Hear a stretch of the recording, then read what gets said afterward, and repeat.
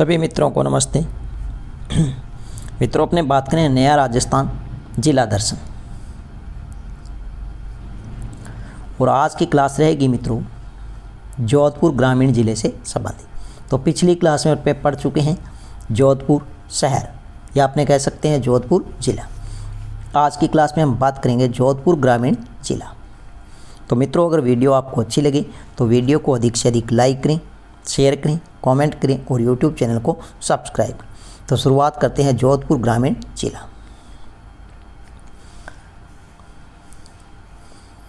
जोधपुर ग्रामीण जिला, देखिए मित्रों, जोधपुर ग्रामीण जिला, इसका आपको ध्यान रखना उद्घाटन करता, क्या ध्यान रखना है, उद्घाटन करता। तो उद्घाटन करता कौन थे, तो ध्यान रखना डॉक्टर सुभाष गर्ग। सुभाष गर्ग। अब जिलों को मंजूरी कब मिली, ये अपने पिछली वीडियो में पढ़ चुका, वो सेम का सेम रहेगा, लेकिन ध्यान रखना जोधपुर ग्रामीण जिला, इसका उद्घाटन करता कौन है, तो डॉक्टर सुभाष गर्ग। जोधपुर ग्रामीण जिला है मित्रों, इसके पड़ोसी जिले आपको पता होने चाहिए कौन कौन से हैं। तो ध्यान रखना जैसलमेर है, बालोतरा है, फलौदी, पाली और ब्यावर, ये इसकी क्या है, पड़ोसी जिले। जलवायु की अगर हम बात करें मित्रों, तो यहाँ की जो जलवायु है वो अर्ध शुष्क, कैसी है, अर्ध शुष्क। देखिए मित्रों, चाहे अपने बात करें जोधपुर ग्रामीण, चाहे अपने बात करें जोधपुर शहर, चाहे अपने बात करें फलौदी जिला, इन तीनों की जलवायु है वो सेम रहेगी, अर्ध शुष्क। और तीनों की जो मृदा है, मिट्टी है, वो भी कैसी रहेगी, सेम रहेगी, चाहे जोधपुर शहर हो, चाहे जोधपुर ग्रामीण हो, चाहे फलौदी हो। तो मृदा की अगर हम बात करें तो यहाँ पर ध्यान रखना मृस्थलीय मृदा पाई जाती है। कैसी मृदा है, मृस्थलीय मृदा, या आपने कह सकते हैं रेतीली मृदा। और साथ में ध्यान रखना यहाँ पर जो मृदा है वो एरिडी सॉइल भी पाई जाती है, एरिडी सॉइल, यह आपको ध्यान रखना है। तो जोधपुर शहर, जोधपुर ग्रामीण और फलौदी जिले की मृदा कैसी है, मृस्थलीय, या आपने कह सकते हैं रेतीली बलुई, या आपने कह सकते हैं एरिडी सॉइल। नेक्स्ट आपको ध्यान रखना है मित्रों लाल मिर्च। तो यह लाल मिर्च कहाँ की प्रसिद्ध है, तो मथानिया, और मथानिया किस जिले में है वर्तमान, तो ध्यान रखना जोधपुर ग्रामीण। एक और ध्यान रखना सौंप विशिष्ट मंडी। सौंप विशिष्ट मंडी की अगर हम बात करें तो यह ध्यान रखना बिलाड़ा, और बिलाड़ा वर्तमान है जोधपुर ग्रामीण जिले में। यहाँ पे अफवाह तंत्र की हम बात करें तो वेरी वेरी इंपॉर्टेंट है, कौन सी नदी, लूणी नदी।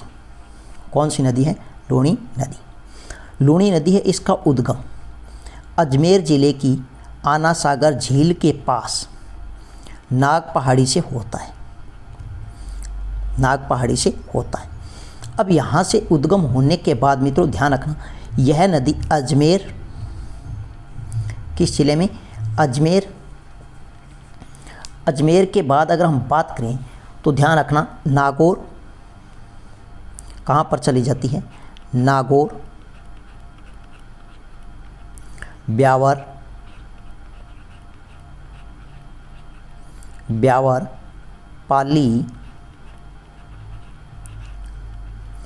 जोधपुर ग्रामीण, जोधपुर ग्रामीण, बालोतरा,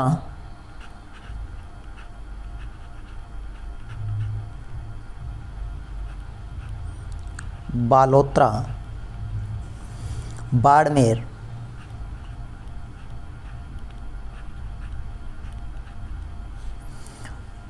और सांचौर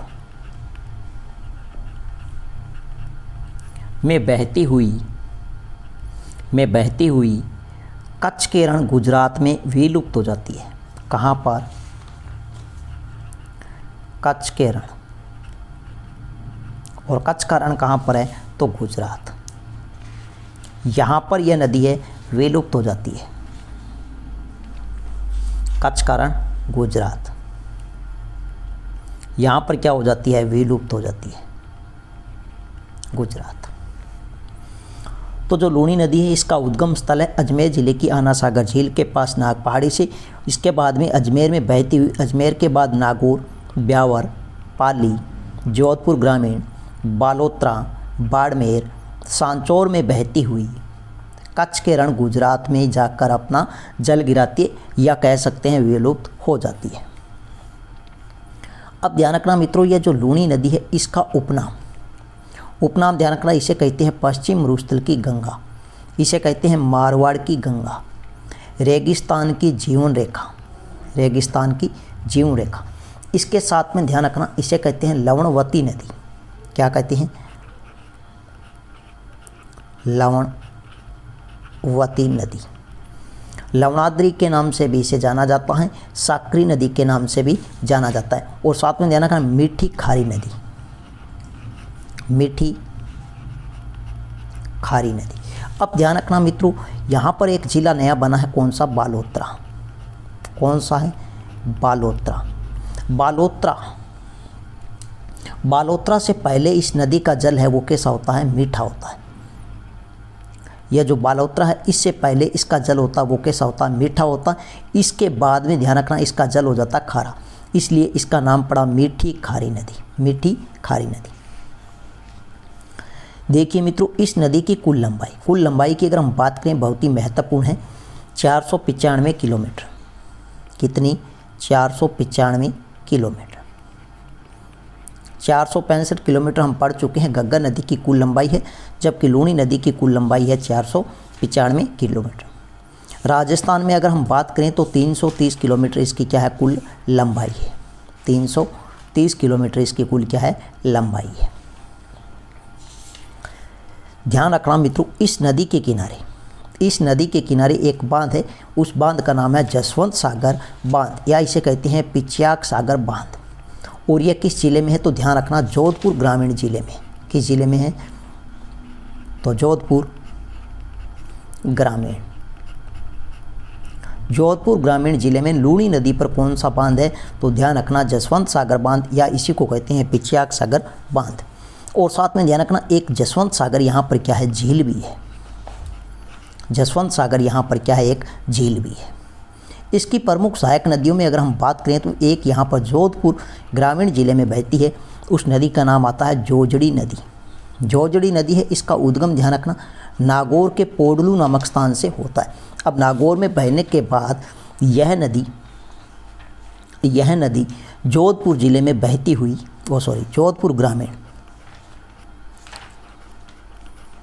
जोधपुर ग्रामीण जिले में बहती हुई यहाँ पर एक कौन सा बांध है, जसवंत सागर बांध है। कौन सा बांध है, जसवंत सागर बांध। इस स्थान से क्या हो जाती है, लूणी नदी में मिल जाती है। लेकिन महत्वपूर्ण नदी क्यों है, क्योंकि मित्रों ध्यान रखना यह नदी लूणी की एकमात्र सहायक नदी है जो उत्तर या दाईं ओर से आकर मिलती है।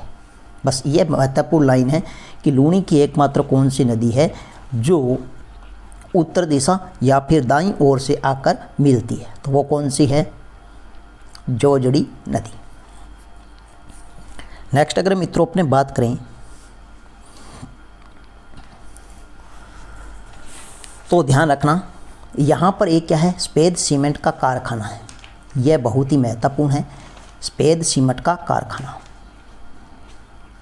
देखिएगा सफ़ेद सीमेंट का जो कारखाना है यह जोधपुर ग्रामीण के किस स्थान पर है, तो खारिया खंगार नामक स्थान पर है। खारिया खंगार नामक स्थान पर है। इसकी जो स्थापना हुई थी वो हुई थी 1988 में। कब हुई थी, 1988 में। यह आपको ध्यान रखना है। और यह राजस्थान का क्या है, दूसरा है। यह राजस्थान का क्या है, दूसरा सफ़ेद सीमेंट का कारखाना है। मैं यहाँ लिख देता हूँ,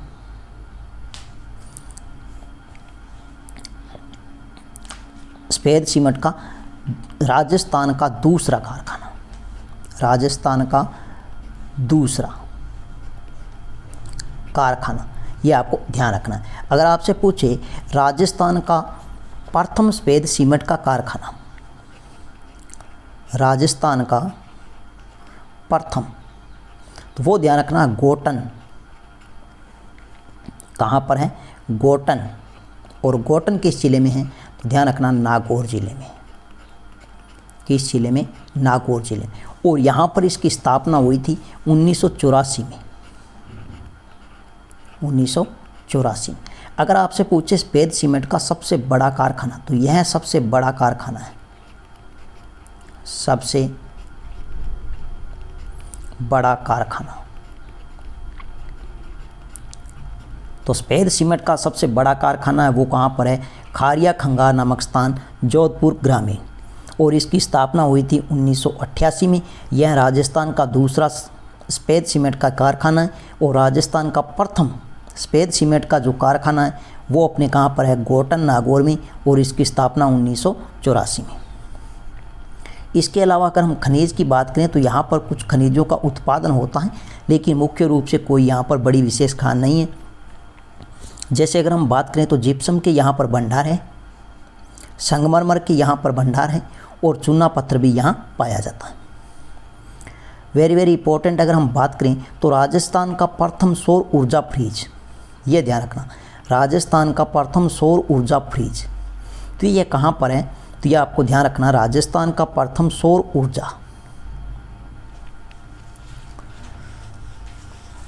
ऊर्जा फ्रीज यह है बालेसर नामक स्थान, जोधपुर ग्रामीण। कहाँ पर है, बालेसर, बालेसर नामक स्थान है,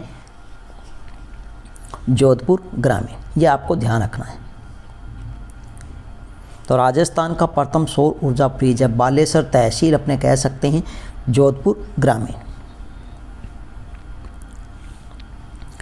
वैसे अगर हम बात करें तो एक सौर ऊर्जा संयंत्र यहाँ पर और है, ध्यान रखना, वो है अपने मथानिया में,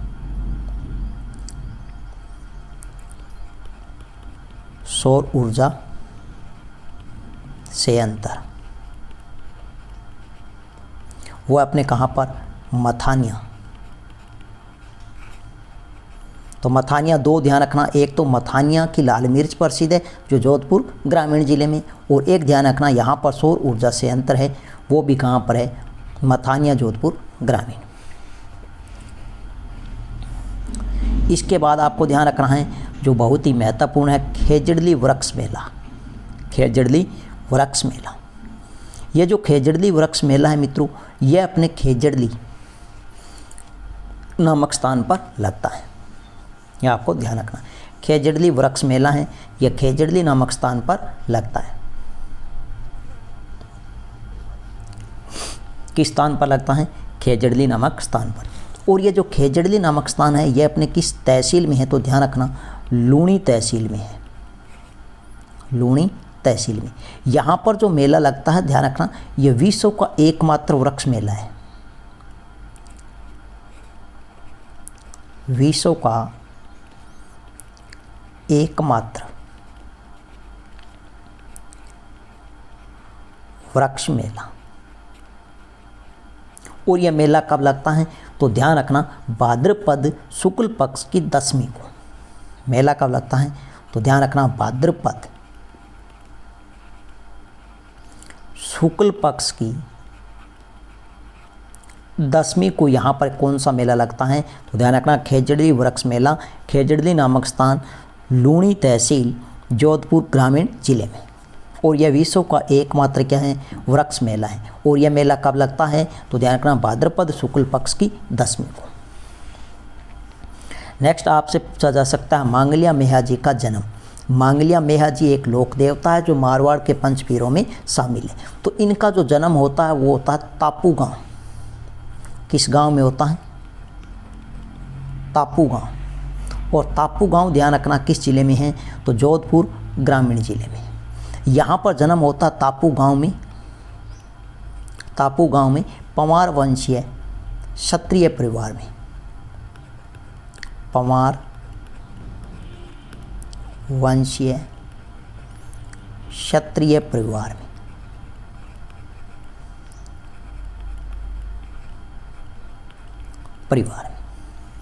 अब इनका जो प्रसिद्ध जो मंदिर है वो कहाँ पर है, तो ध्यान रखना बापणी गांव। जो मांगलिया मेहा जी है इनका प्रसिद्ध जो मंदिर है वो बापणी गांव फलोदी जिले में है। बापणी गांव किस जिले में है, तो ध्यान रखना फलोदी जिले में है, फलोदी जिले में। यहाँ पर जो मेला लगता है वो लगता है कृष्ण जन्माष्टमी। और कृष्ण जन्माष्टमी ये भाद्रपद कृष्ण पक्ष की अष्टमी को आती है। किस माह में आती है, तो भाद्रपद कृष्ण पक्ष की अष्टमी को आता है कौन सा महोत्सव, तो ध्यान रखना कृष्ण जन्माष्टमी महोत्सव। इनका जो वाहन है वो वाहन है किरण काबरा घोड़ा। ये भी आपको ध्यान रखना, परीक्षा में ये पूछा जाता है कि किरण काबरा घोड़ा है ये किसका प्रमुख वाहन है, तो मांगलिया मेहा जी का क्या है, प्रमुख वाहन है। इनके पिता का नाम अगर हम बात करें तो गोपाल राज सांखला, पिता है गोपाल राज सांखला, गोपाल राज सांखला, यह भी आपको ध्यान रखना है। इनका जो पालन पोषण हुआ था, इनका पालन पोषण हुआ था ननिहाल में, वो ननिहाल मांगलिया गोत्र में।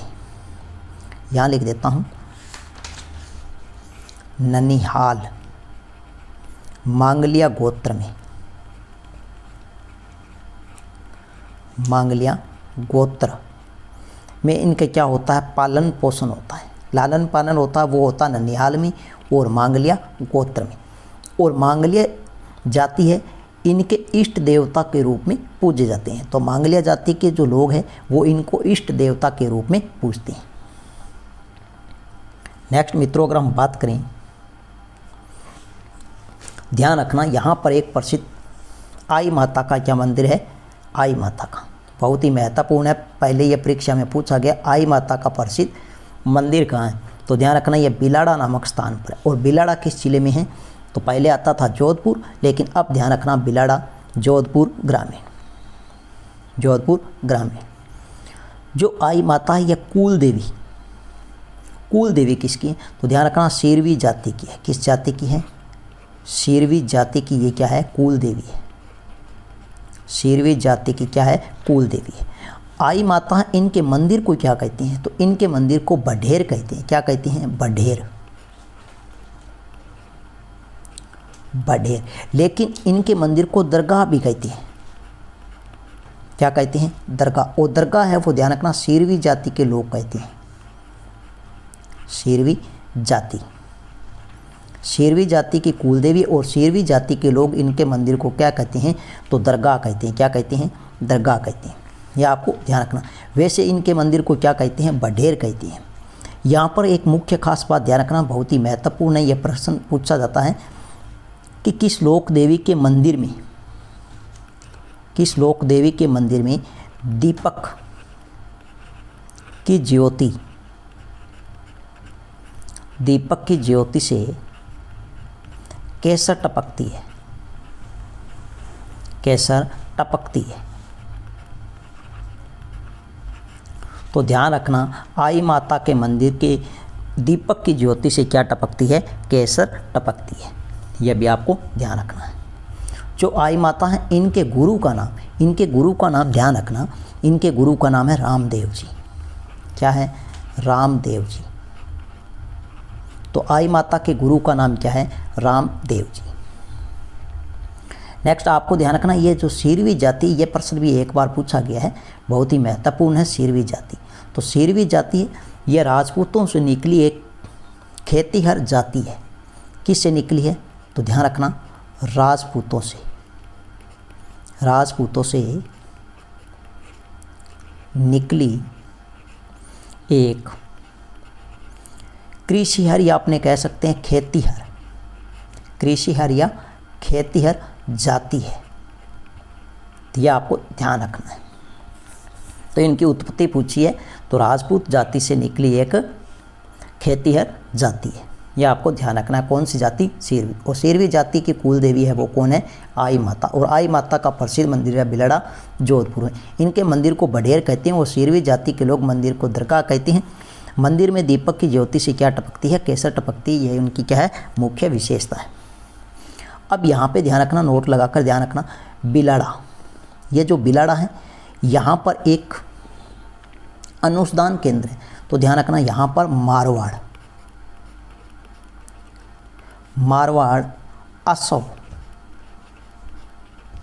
असव अनुसंधान केंद्र है, अनुसंधान केंद्र है, यह आपको ध्यान रखना है। मारवाड़ असव अनुसंधान केंद्र अगर आपसे पूछे तो वो कहाँ पर है? बिलाड़ा, जोधपुर ग्रामीण।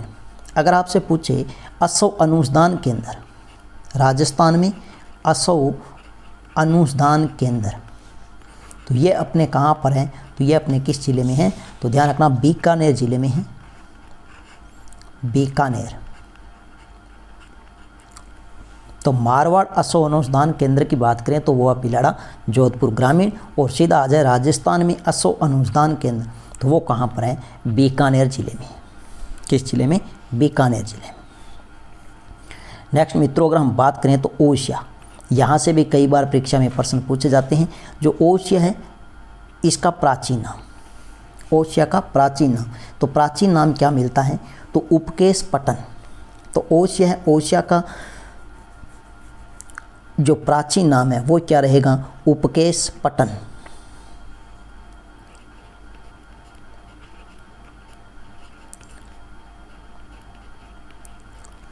ओसिया का जो उपनाम है वो भी परीक्षा में पूछा जाता है, इसे कहते हैं राजस्थान का भुवनेश्वर, राजस्थान का भुवनेश्वर।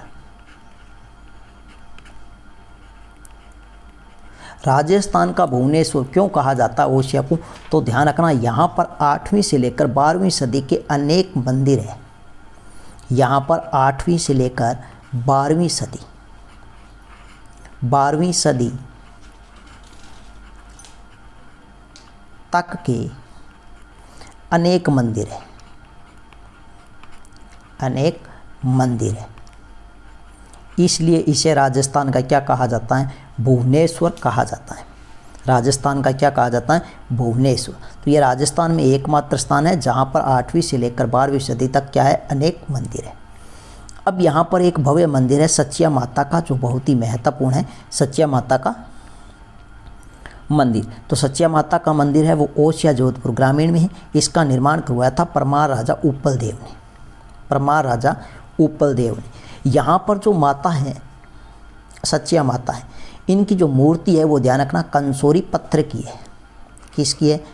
कंसोरी पत्थर की यहाँ पर क्या है? मूर्ति है। यहाँ पर जो ये मंदिर है, ये मंदिर किस शैली में है? ये आपको ध्यान रखना है, मंदिर है ये किस शैली में है? बहुत ही महत्वपूर्ण प्रश्न है। तो मंदिर किस शैली में है? तो ध्यान रखना प्रतिहार शैली में है,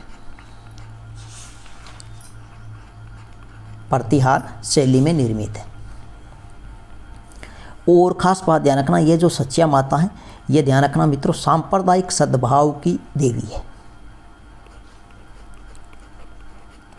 सांप्रदायिक सद्भाव, सांप्रदायिक सद्भाव की देवी, यह भी आपको ध्यान रखना है। कौन सी माता है? सचिया माता। इसके बाद आपको ध्यान रखना है यहाँ पर एक प्रसिद्ध हरिहर मंदिर है। कौन सा मंदिर है? हरिहर मंदिर। हरिहर मंदिर है, यह किस शैली में निर्मित है? ध्यान रखना इसकी शैली पूछी जाती है हरिहर मंदिर की, तो ध्यान रखना यह पंचायतन शैली में निर्मित है, पंचायतन शैली में निर्मित है, यह आपको ध्यान रखना। और यहाँ पर मुख्य जो देवता है वो भगवान विष्णु है, इनकी यहाँ पर क्या की जाती है? पूजा की जाती है। नेक्स्ट यहाँ पर ध्यान रखना वेरी वेरी इंपॉर्टेंट आता है सूर्य मंदिर। सूर्य मंदिर है, इसका उपनाम है राजस्थान का बलेक पेगोड़ा, या इसे कहते हैं राजस्थान का कोणार्क, यह भी आपको ध्यान रखना। यह जो राजस्थान में जो सूर्य मंदिर है ओसिया, जोधपुर ग्रामीण में, यह किस शैली में है? तो ध्यान रखना यह पंचायतन शैली में है। किस शैली में है? तो यह भी ध्यान रखना पंचायतन शैली में है।